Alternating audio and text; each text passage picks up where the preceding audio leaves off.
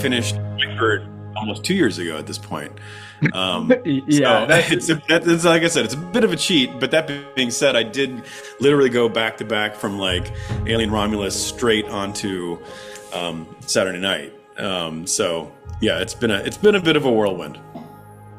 okay, so what are you working on right now? So right now I'm actually working on two things. I'm working on Lee Whannell's new film, which is a new version of The Wolfman. I can't wait for that. Yeah. Yeah, he's always so fun to work with because he's really about pushing the boundaries of sound and making unique choices and bold choices.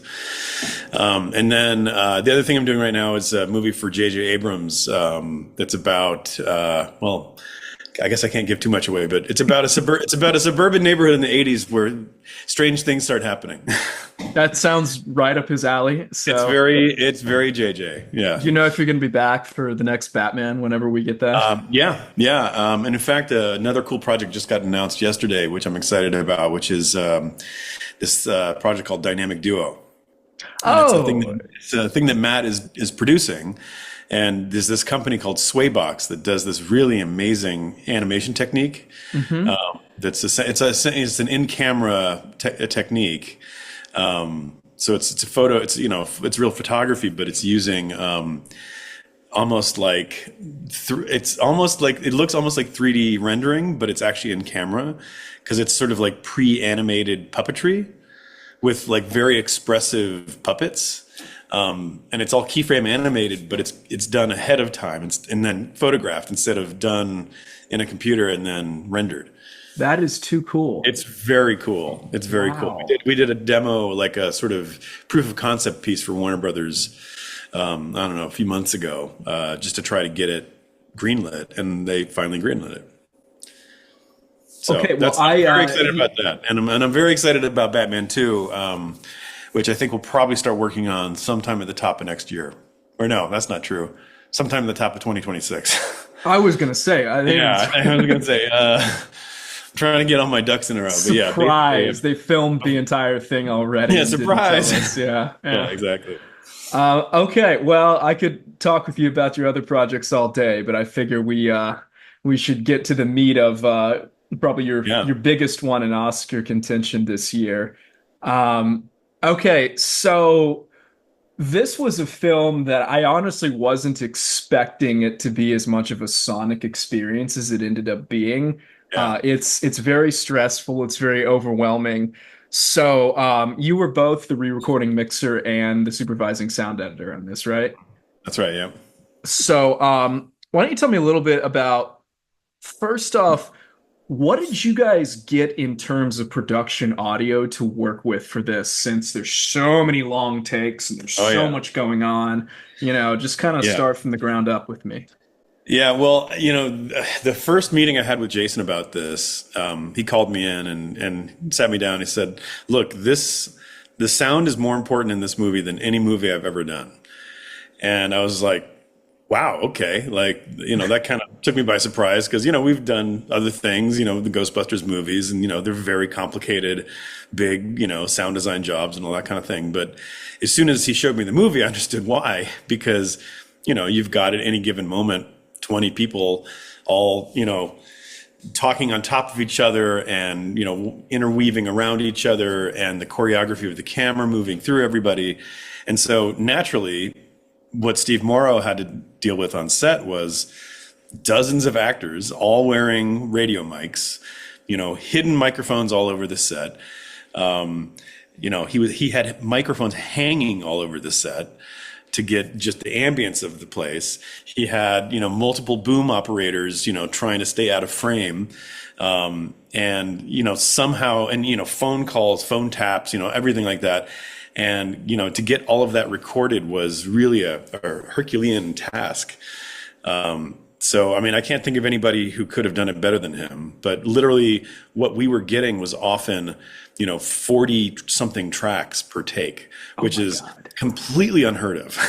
Like, it's by far, like, my assistant was just like, his mind was spinning when he started getting these turnovers because they were huge. Like, audio is not that much space usually on a hard drive, right? But we're getting, gigs and gigs and gigs of audio. And thank God we did, because every single performance was captured. There wasn't a single piece that was dropped. And what that let us do was let Jason pick, from moment to moment, exactly sort of where he wanted the sonic focus to be in a shot. And a lot of times we used that to, highlight a certain joke or whatever, because of course there was, this amazing cast, and there was not only an amazing script from Gil and Jason, but also a lot of really amazing improvisation.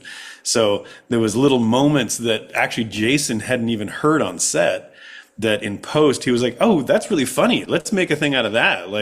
And so we would actually sometimes, in a shot that wasn't really meant to be about a certain character, we might sort of do an audio rack focus, by having the audience hear more of what that character is saying and not hear what the character in the foreground is saying, and actually use that to sort of shift focus within a shot. Okay, so let's talk a little bit about it sounds like Steve did and that doesn't surprise me. Steve is he's working on every other film that Exactly. has production audio these days. Exactly. But so on your end, you get all that, and you're picking and choosing from this impossible amount of footage. But what about, or this impossible amount of footage and recorded audio, but what about some of what you had to create? Because the entire time, you're passing through these hallways and things are crashing, Yeah. and there's carts wheeling and stuff like that. So tell me about pulling together some of the sound effects that kind of populate the space in each of these Yeah. shots. Well, as you can imagine, this was a huge Foley job, Oh yeah. because, you've got, dozens of people and all these things, being moved around and the set and everything. So we recorded a lot of that in real environments, to get that real, not only the space, but also just sort of the quality of the naturalism, that you get from having it recorded in a real space. And also try to give as much character as possible. So for example, Chevy Chase's girlfriend, we wanted her to have sort of a stiletto, kind of sound, so that, when Milton Berle hears her before he sees her, that he already is attracted to her, and those kind of little things that, for the audience that, give you some idea of who she is, that she'd be wearing heels just to go to set. So there was a lot of that kind of thing. There was a lot of recording, old equipment. We found a bunch of old equipment at the lot that we could record for the control room, machines that had, relays and clicks and, scrubbing. We had to make a whole library of scrubbing sounds for, old VHS, or not VHS. And that, I guess it was even older than VHS, but for the old videotape, editing, reel to reel editing. And it was really fun getting back into that, because, I'm just old enough to have remembered coming up, doing that kind of editing, so it is there's a sort of a tactile feeling to that world. Even though this was, a good probably 20 years before I was doing it in the 90s, there was still something about, the feel of those chunky buttons and the whirs and the clicks and the hums and everything. And if you listen, the first time we go into the control room, it's a barrage of sound. It's really noisy in there, and we were trying to create this contrast between the show floor, the studio being relatively quiet, and then when you go into the machine, the control room, it's just sort of full of machinery and circuitry and hum and loud. And Jason really always wanted to have this constant fullness to the mix, which in his mind should never come from sort of steady things. He doesn't like things that are just kind of steady noise, or even just steady talking. So his edict was everything should be, spotted. Everything should be specific. So what you hear in the film is sort of a collection of lots of individual sounds, which, as you can imagine, takes a lot of thought and effort to put together, because you're trying to, weave together this kind of tapestry of sound and make it feel cohesive. But you're trying to do it from lots of individual sounds so that it doesn't just sound like a bed of noise, and everything is sort of timed around the dialogue and woven together in this way that that makes it feel like, you know, you don't want it to feel too convenient when things happen, but you also obviously need to weave it around the dialogue because there's so much, you know, amazing dialogue in the film. So that was, you know, in terms of like creating the sounds, that was quite a bit of the task, you know, and that goes for the, you know, Foley and the sound design and the sound effects and all that kind of stuff, as well as all the additional voices that we recorded. Because, you know, as you can imagine, even though there's 20 something actors on set at any given moment, there's even more extras who aren't talking that we then have to go back and record additional voices for in post-production. Yeah, no, that's I can't even imagine. And obviously, for most of it, you wanted to feel it grounded in reality, but at the same time, I guess you wanted to show that everyone's going a little insane. Yes. So I was curious about making the sound almost fantastical at times, both Mhm. Lorne's losing it, but then also I don't remember the character's name, but like he smokes and he starts kind of freaking out and we're following Yeah. him. And I was Yeah. curious about some of those moments where, you know, even though it's grounded in reality, you want the sound to feel a little bit heightened and Yeah. abstract. So tell me about some of those moments. Yeah, so so we actually had a lot of fun with reverb and acoustic space on this film. One of the things that we did, which I'm really happy about how it turned out, is we took a sample from when the very first episode of SNL, episode 1, when Chevy Chase first does his live from New York, it's Saturday night for the very first time ever. We actually were able to sample the acoustic space of Studio 8H at Rockefeller Plaza from that show.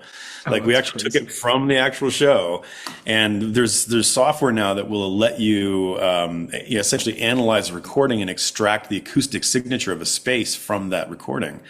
And then we took that and put it into another piece of software to create a multi-channel Dolby Atmos version of that. So at that point, we then had essentially acoustic signature of the real Studio 8H from the first episode of SNL. And we were able to then apply that acoustic space to all the dialogue, all the music, because most of the music was actually meant to be playing on set. And actually most music was recorded on that set. All the Foley, all the sound effects, and all the extra voices. And what that ended up doing was sort of give everything this, collective, cohesion acoustically. So it all sounded like it was in the same space, but more importantly, it sounded like it was in the world of SNL because, you know, whether or not you realize it, we've all been listening to SNL for 50 years now. Right. They've always shot it in the same stage. They've never really changed the set.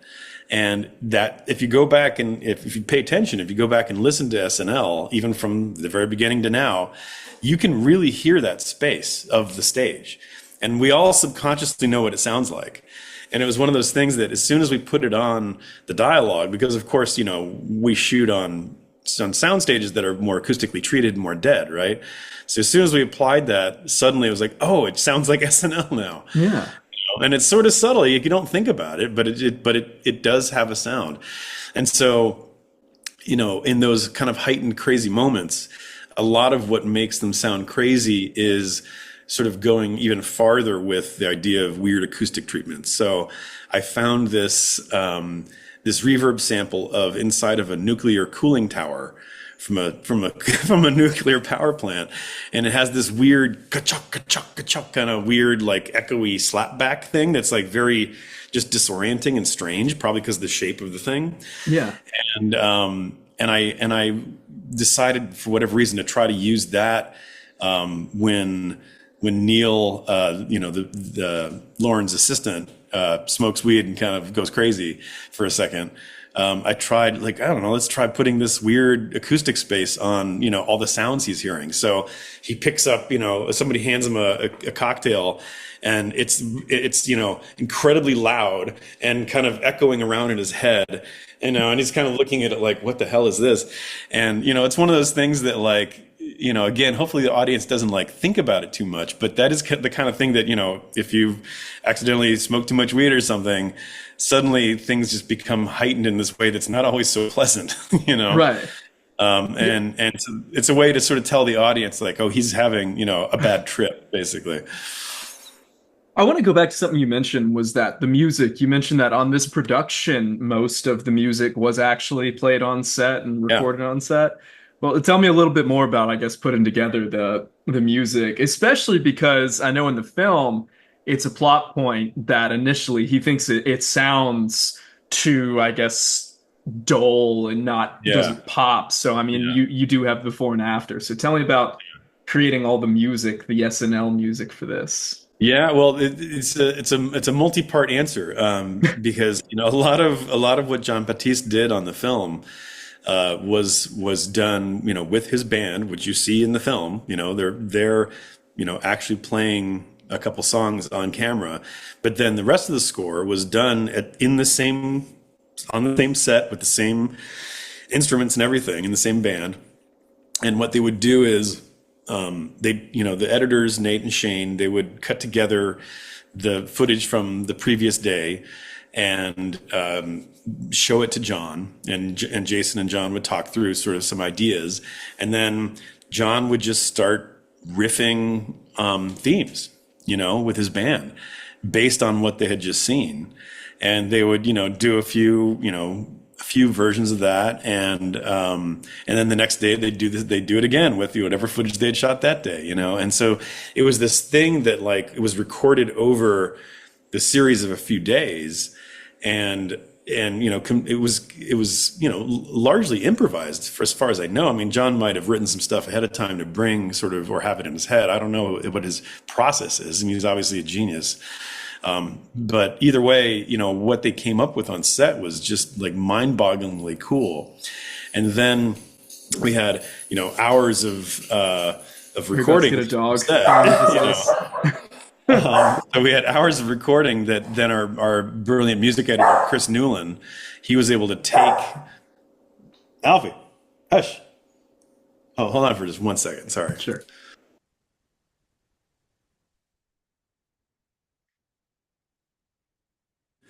All right, I'm Good. sorry about that. I'm having some plumbing done today. Ah, Very exciting. brave Um, dogs trying to protect you. yeah, yeah, exactly. He's loud, but he doesn't bite. Thank God.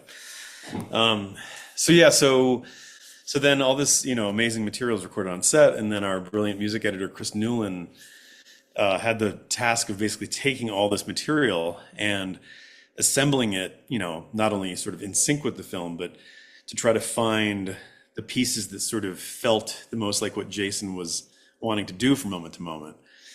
So a lot of it was, taking the best bits from this and that and the other part, and weaving them into this thing that felt like a cohesive, kind of arc of music. And then, of course, then it was all had to be mixed to sound cohesive as well.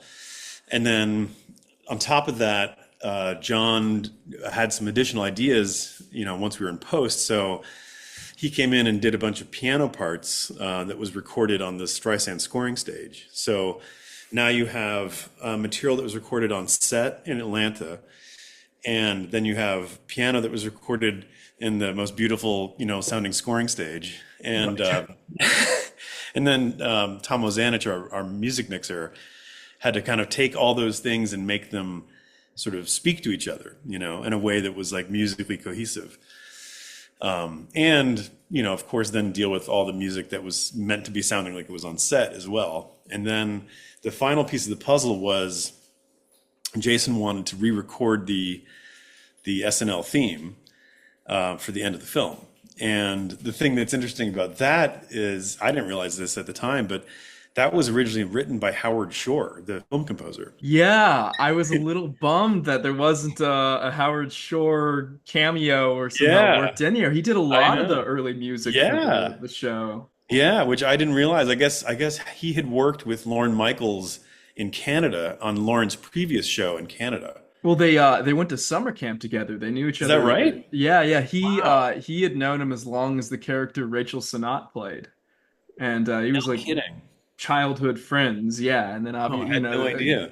Cronenberg, I guess, noticed him eventually because of SNL, and pulled him out of there to Wow. start working on his movies. Yeah, it's Isn't crazy. that crazy? Wow. Yeah. But yeah, so basically, they were able to essentially license that directly from Howard Shore, and then they put together a band of ex SNL players Oh, that's awesome.